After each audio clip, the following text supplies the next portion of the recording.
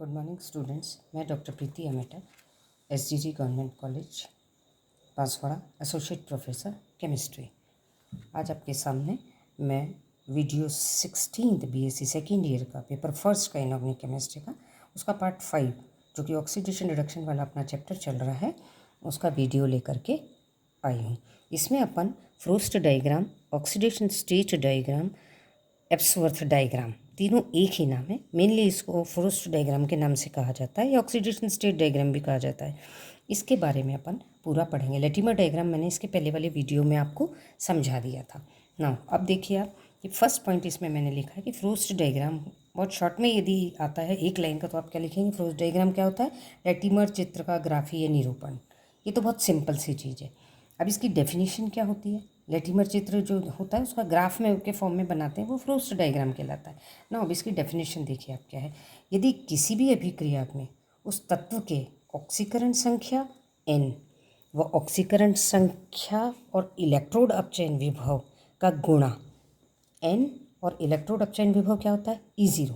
n और E0 का गुणा जिसको सम्मिलित रूप से मुक्त ऊर्जा कहा जाता है, इनके मध्य जो ग्राफ बनाते हैं उसको अपन कहते हैं फ्रोस्ट डायग्राम। किस किस के मध्य बन रहा है? n versus n E0।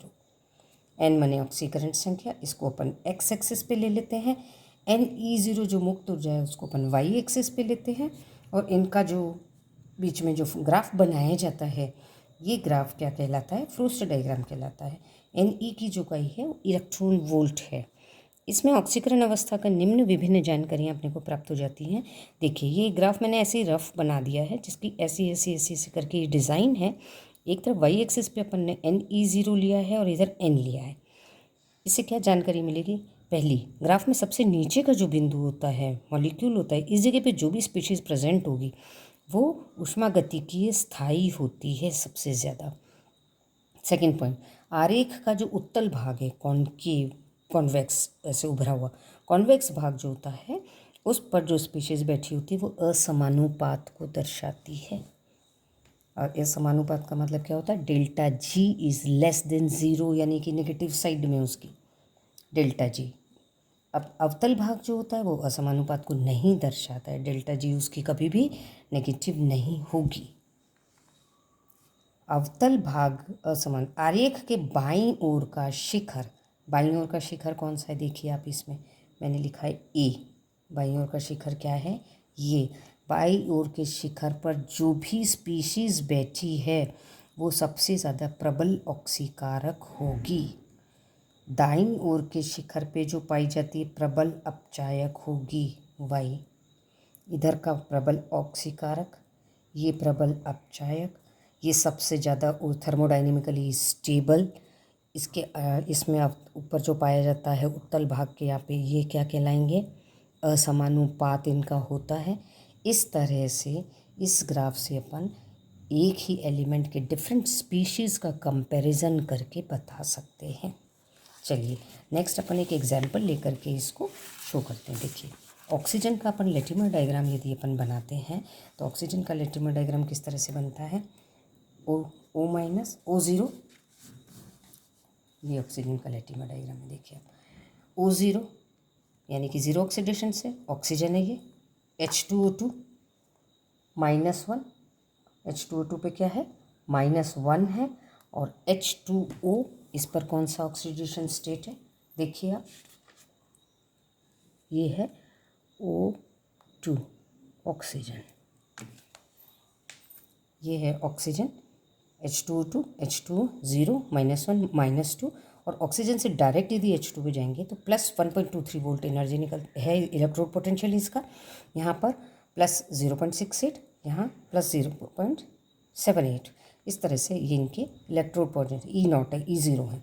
अब ये अपन ने लेटिमर डायग्राम बनाया था। अब लेटिमर डायग्राम पे फ्रोस्ट डायग्राम किस तरह से बनाया जाता है उसको आप देखिए। सबसे पहले E0 के मान लेटिमर चित्र के तीरों पर लिखे हैं। ये लिखे 1, 2 और 3। ऑक्सीडेशन नंबर प्रजाति के ऊपर लिखा है लाल रंग से, ये ऑक्सीडेशन नंबर लिखा हुआ है। ठीक है। अब देखिए पहली रीडिंग, ऑक्सीजन से H2O2 बनेगा यानी कि 0 से -1 की तरफ चेंज हो रहा है। N की वैल्यू कितनी हो गई? -1 हो गई, एक माइनस बढ़ गया। E0 कितना है इसका? 0.68। -1 इंटू 0.68 तो -0.68 वैल्यू वोल्ट आपका एक वैल्यू फर्स्ट रीडिंग आ गई। दूसरी रीडिंग ऑक्सीजन से यदि अपन H2O बनाते हैं तो +1.23 लिखा हुआ है नीचे वोल्ट। तो H2O कितना है ऑक्सीडेशन स्टेट -2, Ne0 कितना हो जाएगा -2 इंटू 1.23। यहाँ से यहाँ तक जाने में -2 का डिफरेंस आ रहा है, इसलिए -2 इंटू 1.23 तो -2.46। ये दो अपने पास प्लॉट्स आ गए हैं। देखिए अब जब ऑक्सीजन होता है, ऑक्सीजन से ऑक्सीजन को अपन 0 ही मानेंगे, N और N। ऑक्सीजन क्या है 0 है, 0 ऑक्सीडेशन स्टेट को आप किसी से भी मल्टीप्लाई करते हैं 0 ही आएगा। तो 3 पॉइंट्स आपको मिल जाएंगे 0 0 फॉर ऑक्सीजन। H2O2 के लिए -1 और दूसरा Ne का -1 इसका ऑक्सीडेशन स्टेट था और इसका Ne का क्या है -0.68। H2O के लिए -2 और Ne का दोनों का गुणा करके क्या मिल रहा है अपने को -2.46। तो अपने को किस किस के बीच में ग्राफ खींचना है, N वैल्यूज़ और Ne0 वैल्यूज़। N अपन ने इधर ले लिया, Ne0 इधर ले लिया। N वैल्यूज़ कितनी है 0 -1 -2 और ये कितनी है 0 -1 -2 -3। अब इसमें अपन ग्राफ बनाते हैं तो पहला तो हो गया 0 0, ये रहा 0 0 ऑक्सीजन लिख दिया अपन ने 0 0 ऑक्सीजन, ये 0 दोनों मिला के दिस इज 0 0। सेकेंड पॉइंट लिया है अपन ने -1 और 0.68। ये -1 से आप ऊपर गए यहाँ तक आ गए 0.68 कितना होता है इस जगह पे होता है, कहाँ आ जाएगा 1.68 0.68 किस जगह आएगा इस जगह पे आ जाएगा। उसके बाद थर्ड वाला क्या है -2 और -2.46, -2 ये हो गया -2.46 ये हो गया। इस तरह से क्या हो गया वाटर हो गया, ये -2.46 लगभग 5 के बराबर 2.5 के बराबर ये आ गया। 3 पॉइंट्स थे, तीनों आपने ड्रॉ कर दिए हैं। अब इसको यदि अपन देखते हैं इससे क्या क्या इन्फॉर्मेशन अपने को मिल रही है जो कि अपन ने पहले पढ़ रखी है। क्या क्या होती है ऑक्सीकरण अवस्थाओं की जानकारी फ्रोस्ट चित्र से क्या क्या होगी। सबसे नीचे वाले बिंदु पर H2O है, अतः ये सबसे अधिक ऊष्मागतिकीय स्थायित्व वाली प्रजाति है। सबसे नीचे वाले बिंदु पर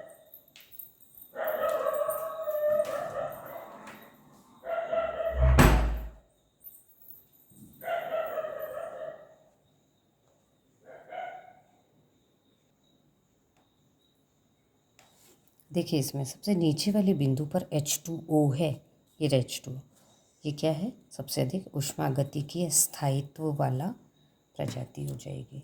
कौन सी हो जाएगी सबसे नीचे वाली ऊष्मागतिकीय स्थायित्व वाली प्रजाति हो जाएगी। H2O2 जो है ग्राफ के उत्तल भाग पर है, अतः यह असमानुपात होगा। ये उत्तल भाग पे है तो यह असमानुपात हो गया। Delta G is less than 0 यानी नेगेटिव में। और इसी तरह लास्ट में आप देखिए ऑक्सीजन बाएं शिखर पे है, अतः यह सबसे प्रबल ऑक्सीकारक होगा। बाएं शिखर पे क्या है ऑक्सीजन, तो ये प्रबल ऑक्सीकारक हो गया। इस तरह से अपन ने ये एक एग्जाम्पल ऑक्सीजन का देख लिया। ना एक एग्जाम्पल मैं आपको एमिनो का और बता देती हूँ जिससे थोड़ा सा और क्लियर होगा आपको। देखिए मैंगनीज के रेडॉक्स रसायन को फ्रोस्ट चित्र जो है वो किस तरह से बनाएंगे। ये मैंगनीज है, मैंगनीज में ये अपन ने रिएक्शन लिख दी लेटिमर डायग्राम की। देख मैंगनीज की रेडॉक्स रसायन फ्रोस्ट चित्र का विवरण। सबसे पहले लेटिमर MnO4 +7 है, MnO4 ये एक माइनस है, ये -2 है तो +6 हो गया। MnO3 +5 हो गया, माइनस है तो MnO2 Mn+3 Mn+2 और Mn +7 से लेकर के +6 +5 +4 +3 +2 और +1 इस तरह सारी इसकी ऑक्सीडेशन स्टेट कन्वर्ट होती जा रही हैं। इससे सारी ऑक्सीडेशन स्टेट क्या होती जा रही हैं चेंज होती जा रही हैं। This is not, this is 0।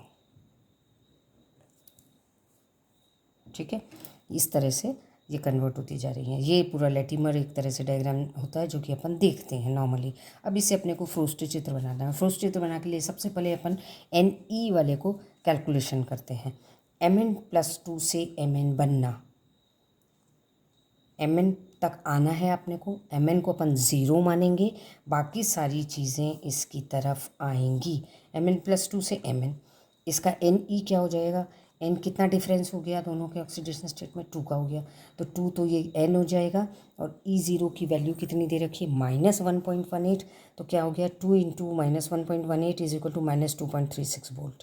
तो Mn+2 तक के लिए कितनी हो गई, -2.36 वोल्ट। ये पहली रीडिंग हो गई अपनी।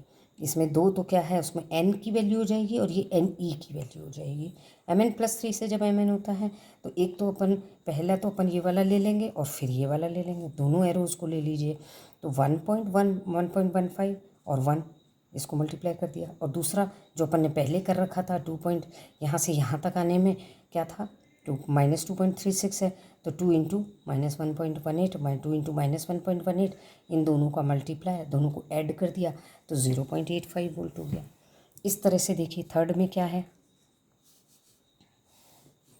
थर्ड वाले में देखिए क्या कन्वर्ट हो रहा है, MnO2 से Mn, तीसरा वाला MnO2 से यहाँ 1 2 3 स्टेट है। पहले वाले में एक इलेक्ट्रॉन से मल्टीप्लाई करेंगे, एक ऑक्सीडेशन स्टेट है, फिर 2 ऑक्सीडेशन स्टेट है और फिर 2 ऑक्सीडेशन स्टेट्स है, 1 1 और 2। तो देखिए इसमें MnO2 में पहले वाले में 1 इंटू 0.95 ले रहा, आपको दिख रहा होगा इसमें 1 इंटू 0.95 ये लिख रखा है। इसी तरह दूसरा 1 इंटू 1.15, तीसरा क्या है 1 इंटू 2 इंटू 1.18, ठीक है, दूसरा ये हो गया। तो इसका क्या आंसर आ जाएगा 0.10। इसमें देखिए क्या हो गया 1 इंटू 0.95, 1 इंटू 1.15, ये 1 होगा, ये 5 होगा। और तीसरा वाला क्या है 2 इंटू -1.18, 2 इंटू -1.18। इस तरह से तीनों करते हुए अपन जब आएंगे स्टेप वाइज तो 0.10 इसकी रीडिंग आ जाएगी इस वोल्ट में। Ne की वैल्यू है ये। अब देखिए MnO3-, ये रहा MnO3-, यहाँ से चलते हुए आएंगे तो 1 2 3 और 4 तक स्टेप में Mn पे आएंगे। ये 4 स्टेप आ गई अपने। MnO3- से चलते हुए आए तो 5, तो इसकी ऑक्सीडेशन स्टेट का डिफरेंस आ गया 1 2 3 4 5, 5 तो ये हो गया। N और E0 क्या हो जाएगा 1 into 4.27, 1 into 4.27, 1 into 95, 1 into 0.95, 1 into 15, 1 into 15, this is 15 again 15 into 2 into -1.18, 2 into -1.18, तो 4.37 वोल्ट ये वाली वैल्यू हो गई। इस तरह से MnO4 2- पे आप आ जाओ। MnO4 2- से चलते हुए जब अपन यहाँ तक आएंगे तो 1 2 3 4 5 स्टेप्स आ जाएंगे। तो MnO2 से 1 2 3 4 5 स्टेप, ये रहा। कितने इलेक्ट्रॉन, कितना ऑक्सीडेशन नंबर में चेंज हुआ है 1 2 3 4 5 6 तो Ne0 के n की जगह तो 6 लिख दीजिए। 1 into 2.74, 1 into 2.427, 4.27, 1 into 0.95, 1 into 15 and last में क्या है 2 इंटू -1.18। इस सारी को जब अपन कैलकुलेट करते हैं तो कितनी वैल्यू आती है 6 इलेक्ट्रॉन वाले की 4.64 वोल्ट।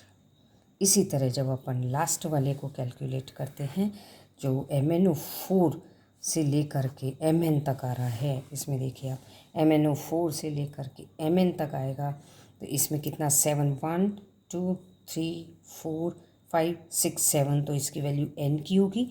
और E0 की वैल्यू इसमें टोटली यदि कैलकुलेट करते हैं सारा तो आती है 5.2 वोल्ट। ये अपने पास सारी रीडिंग्स आ गई हैं। 1 2 3 4 5 एंड 6 रीडिंग्स अपने पास आ गई हैं। अब इसका ग्राफ देखिए आप, ये इसका ग्राफ है। वो जो रीडिंग्स थी उनको अपन इसमें ड्रॉ करेंगे। ये अपन ने ले लिया है वाई एक्सेस जिसके ऊपर Ne लिखेंगे, ये प्लस वाली वैल्यूज़ है, ये 0 और ये माइनस वाली वैल्यूज़ है।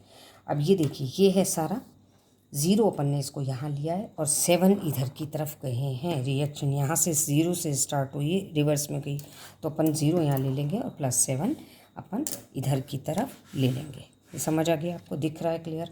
इसमें से यहाँ पे किस तरह से हो रहा है। अब ये देखिए, अपन पहली जो रीडिंग थी उसकी थी, अपन ने जो निकाली थी -2.36 जीरो। mn तो सबसे पहले 0 लिख देंगे अपन, mn 0. अब रीडिंग जो थी -2.36 पहली रीडिंग, और कितने इलेक्ट्रॉन्स का डिफरेंस आ रहा है, 2 का आ रहा है। तो यहाँ पे हो गया 1 पे अपन पहली रीडिंग पे अपन आए हैं, तो n कितना है उसका, और यहाँ क्या है, यहाँ पर 2.36। तो क्या रीडिंग हो जाएगी mn + 2 के बीच में, -2.36। तो ये Ne हो गया आपका। दूसरे में आप आइए, दूसरी स्पीशीज़ जो थी उसकी वैल्यू अपनी आई थी -0.85 टू -0.85, ये माइनस में 0.85 गिरा, माइनस में 0.85, 2.36, 2 के नीचे जा रहा है थोड़ा। फिर MnO2 की वैल्यू थी अपने पास 0.10, तो प्लस में चले गए 3, 0.10। MnO3 माइनस की थी 4.37, तो 4.37 आ गई, 4 आ गया, प्लस में आ गए। 5 इलेक्ट्रॉन थे, 4.64 था तो यह 5 हो गया। 6 इलेक्ट्रॉन थे, n था, 5.2 है, तो 6 लास्ट वाली जो MnO4 माइनस की वैल्यू थी वो थी 5.2, जो कि आपको यहाँ सामने दिख भी रही है 5.2 वोल्ट। ये 5.2 वोल्ट यहाँ पर ले ली। इस तरह से उसके बीच में पूरा ग्राफ बना दिया। अब इस ग्राफ से आप क्या कंक्लूड करते हैं, क्या इनसे अपने को पता चलता है, वो अपन देखते हैं। देखिए, ग्राफ के द्वारा अपने को क्या पता चल रहा है कि ग्राफ के अंदर जो भी लोएस्ट पॉइंट है, ये यहाँ रख देती हूँ मैं एक बार, इसका जो लोएस्ट पॉइंट है, अधिक ऊष्मागति की स्थायी चित्र में सबसे नीचे होती है। ये देखिए, चित्र में सबसे नीचे कौन सी है आपकी, Mn+2। चित्र में सबसे नीचे कौन सी, Mn+2। तो सबसे ज़्यादा ऊष्मागति की स्थायी कौन सी हो जाएगी, Mn2+। ठीक है। नाउ सेकंड, आलेख के उत्तल भाग में असमानुपात, इसके उत्तल भाग में ऊपर अधिक ऑक्सीकरण अवस्था वाली का असमानुपात होता है, जैसे MnO4 2-। ये आपका ग्राफ था, ये इसका उत्तल भाग चल रहा है पूरा, ये 2 उत्तल भाग में आ रहे हैं, तो ये जो है ये अधिक ऑक्सीडेशन अवस्था है, तो इसका असमानुपात होता है, इसको अपन नेग्लेक्ट कर देते हैं। ओके।